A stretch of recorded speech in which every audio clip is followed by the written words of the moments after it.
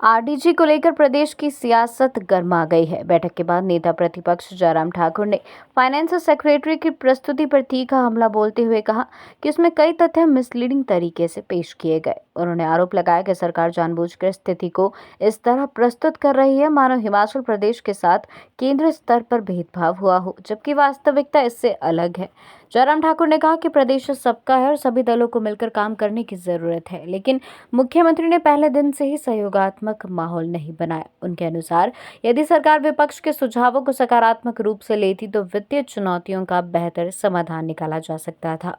उन्होंने स्पष्ट किया कि वित्त आयोग के 12वें, 13वें और 14वें चरण में यह संकेत दे दिए गए थे कि आरडीजी ग्रांट धीरे धीरे समाप्त की जा सकती है। ऐसे में राज्य सरकार को समय रहते अपनी वित्तीय रणनीति मजबूत करनी चाहिए थी। खर्च पर नियंत्रण और आय के नए स्रोत विकसित करना सरकार की जिम्मेदारी थी, जिसे गंभीरता से नहीं लिया गया। नेता प्रतिपक्ष ने यह भी कहा कि आरडीजी केवल हिमाचल की नहीं बल्कि देश के 17 राज्यों की बंद हुई है, इसलिए इसे हिमाचल के खिलाफ विशेष भेदभाव बताना तथ्यों से परे है। उन्होंने सरकार से अपील की कि वह राजनीतिक बयानबाजी के बजाय ठोस वित्तीय सुधारों पर ध्यान दे ताकि प्रदेश की आर्थिक स्थिति सुदृढ़ हो सके।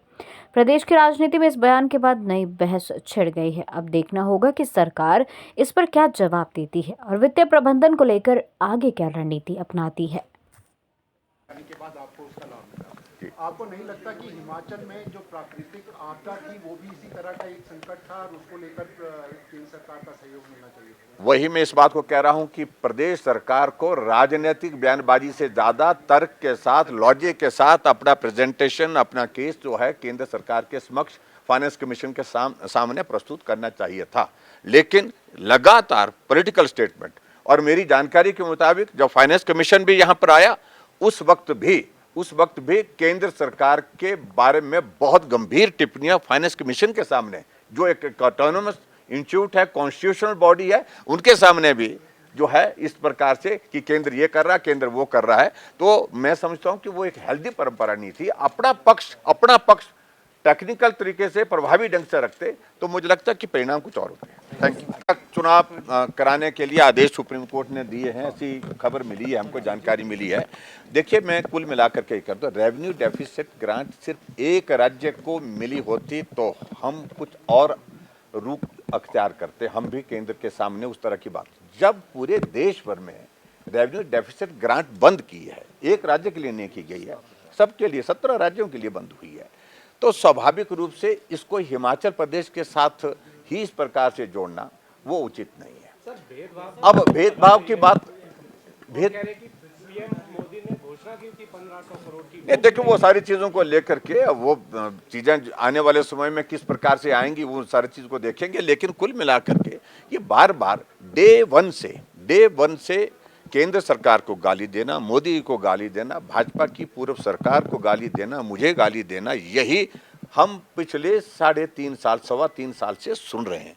और आखिरकार इनका पॉलिटिकल एजेंडा आज की बैठक में भी कुल मिलाकर के लौबलवाब यही था कि ये इस कारण से, वो उस कारण से।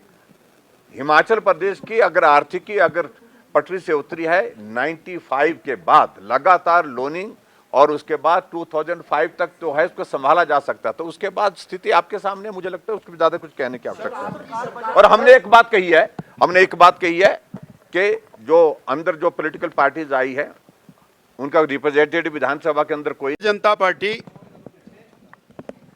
सदैव प्रदेश के हित में खड़ी है, खड़ी थी और खड़ी रहेगी।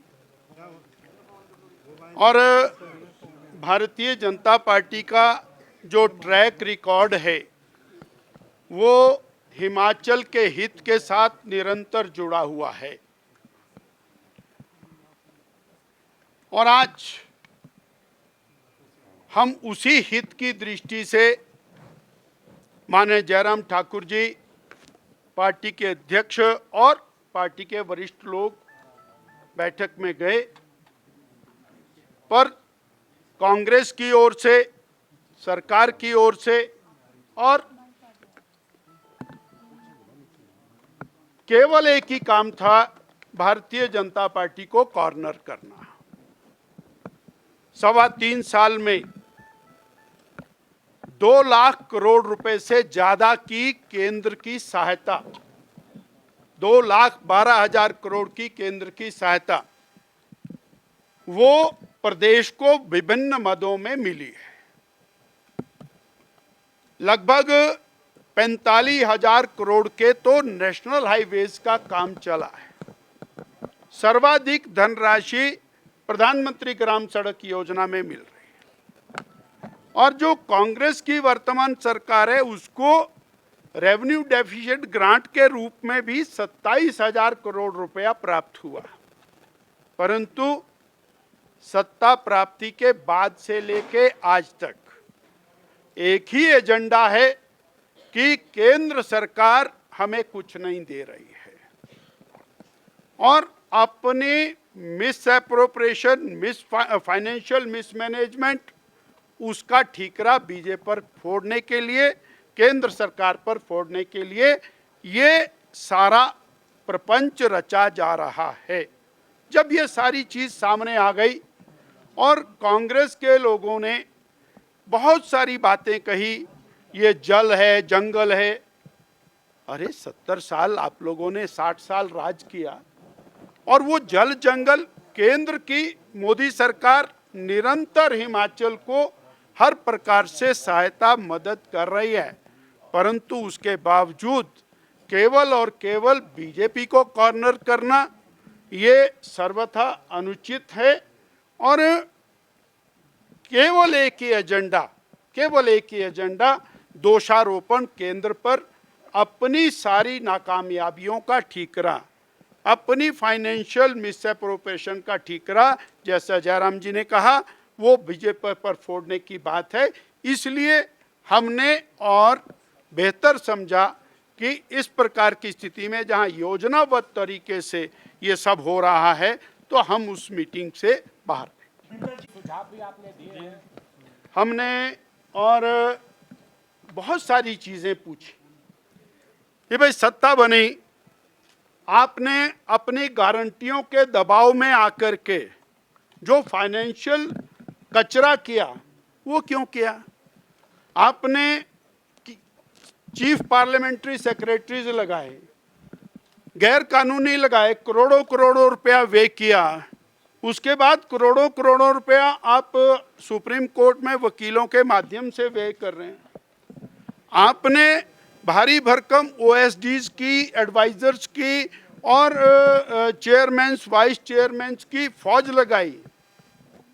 आपको जब वित्तीय संकट है उसके बावजूद आप लगातार पब्लिसिटी करके और पूरे प्रदेश के अंदर आए 15 दिन बाद होर्डिंग्स बदल देते हैं।